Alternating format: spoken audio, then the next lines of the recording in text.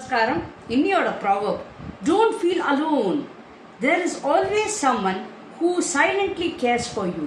பியூட்டிஃபுல்ங்க. ரொம்ப அருமையான proverb. அதே சமயத்தில் உண்மையான proverbும் கூட. இது நிறைய பேருக்கு விஷயம் தெரியாது.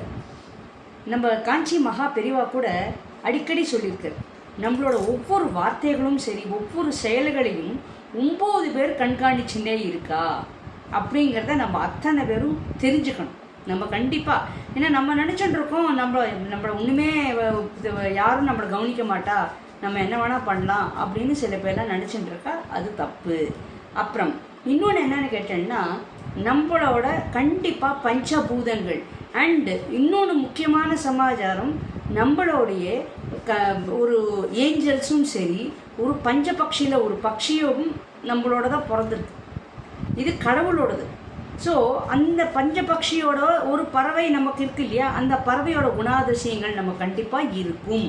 அண்ட் அந்த பறவைகளோட அந்த கருத்துக்கள்லாம் நமக்கு தெரிஞ்சுட்டு அதெல்லாம் நம்ம அந்த வேலைகளோ அதெல்லாம் நம்ம செஞ்சோன்னா அது கண்டிப்பாக உண்மையாகும், பலிக்கும். ஆச்சா, அதே மாதிரி நம்மளோட ஏஞ்சல்ஸ்லாம் நம்மளோட கண்டிப்பாக பிறந்திருக்காங்க.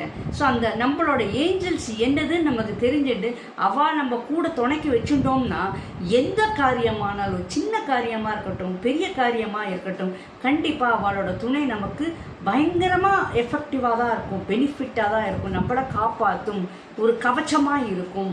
அண்ட் நமக்கு எந்த நேரத்துலையும் அவள் நம்மளை அழகாக கைட் பண்ணிட்டு போவா. இது ரொம்ப உண்மை. இதெல்லாம் நம்ம கண்டிப்பாக நமக்கு தெரிஞ்சுக்கணும். நிறைய பேருக்கு அது இதெல்லாம் தெரியறதில்ல. 9 பேர் கண்காணிச்சுட்டு இருக்கா அப்படின்னா அது யாரும் நம்ப மாட்டா. ஏஞ்சல்ஸ் அண்ட் பஞ்சபக்ஷி, ஒரு பக்ஷி நம்மளோட பிறந்திருக்கு, அந்த குணாதிசயங்களோட தான் நம்ம இருக்கோம். ஸோ அந்த பக்ஷியோட, அந்த 5 பக்ஷியில் ஒரு பக்ஷியோட குணாதிசயங்கள் நமக்கு பயங்கரமாக ஒத்து வரும். ஸோ அதில் பஞ்சபக்ஷிலாம் படித்தவாளுக்கெல்லாம் அதோட விவரங்கள்லாம் தெரியும். ஸோ அந்த மாதிரி டைமில், அந்த காலத்தில் வந்து நம்ம வேலை செஞ்சாலோ இல்லை நம்ம வந்து ஏதாவது ஒரு கேள்வி கேட்டாலோ நமக்கு அழகான பதில் கிடைக்கும் அப்படிங்கிறதெல்லாம் இதெல்லாம் ரொம்ப உண்மைங்க. இதெல்லாம் அதாவது அந்த விஷயங்கள் படித்தவாளுக்கு தான் அதோட விஷயங்கள்லாம் புரியும். பட் ஜென்ரலாகவே நம்ம 9 பேர் நம்மளை கண்காணிச்சுட்டு இருக்கா. அதே சமயத்தில் ஏஞ்சல் நம்மளோட எப்பவும் இருக்குது, பஞ்சபூதங்களும் நம்மளோட இருக்குது. ஸோ நீங்கள் யோஜனை பண்ணி பாருங்க, நம்ம தனிமை அப்படிங்கிறதே கிடையாது. நிறைய பேர் தனிமையிலே இனிமே காண முடியுமா அப்படின்லாம் கேள்வி கேட்டிருக்கா. அது பாட்டும் வந்திருக்கு. ஆனால் தனிமைங்கிறது கிடையவே கிடையாதுங்க. இவ்வளோ பேர் நம்மளோட இருக்கா. அவ்வளோ பேரை நம்ம வந்து தக்க வச்சுக்கணும்.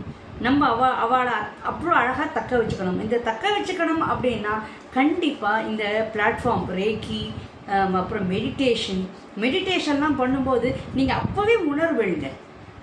அந்த பஞ்சபூதங்களோட விஷயங்கள்லாம் அழகாக நீங்கள் உணர்வெள்.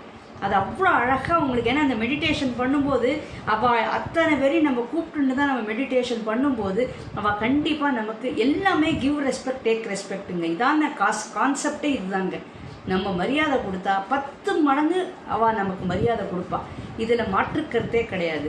ஸோ கண்டிப்பாக நம்ம தனிமைன்னு கிடையவே கிடையாது. ஸோ நம்மளோட 9 பேர் பார்த்துட்டு இருக்கா, பஞ்சபூதங்கள் இருக்குது, அப்புறம் ஏஞ்சல்ஸ் இருக்கா, அதுக்கப்புறம் பஞ்சபக்ஷியோட ஒரு பக்ஷி நம்மளோட இருக்குது. ஸோ இவ்வளோ பேர் நம்ம கூட இருக்கா.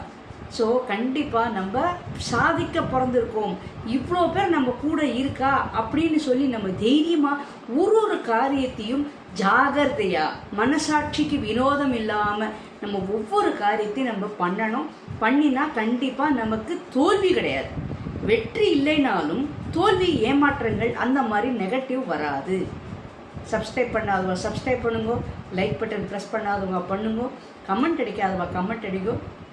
If you find my message is informative, try to share among your contacts. Bye.